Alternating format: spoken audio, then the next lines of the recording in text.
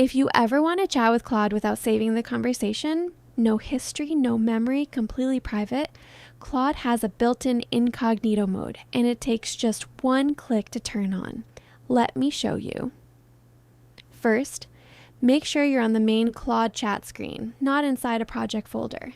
Incognito mode only works outside of projects, so if you're inside one, just go back to the main chat area.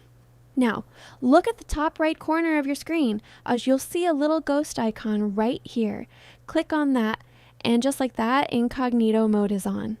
You'll know it's active because the chat now has a black border around it, and you'll see the label Incognito Chat up here in the top left corner. That's your confirmation that nothing in this conversation will be saved. Now, just chat with Claude like normal. Everything works exactly the same.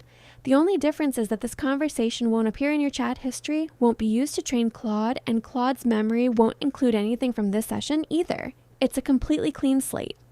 When you're done, just click the X at the top right to close the Incognito chat. And here's the one thing to remember. Once you close it, that conversation is gone for good. You can't reopen it. So if there's anything you want to keep from the chat, make sure to copy it before you close. And that's it. One click on the ghost icon and you've got a private, unsaved conversation with Claude. Perfect for sensitive topics, quick questions you don't want saved, or just whenever you want a clean slate. If this helped, hit like and subscribe. More Claude tips are coming. See you in the next one.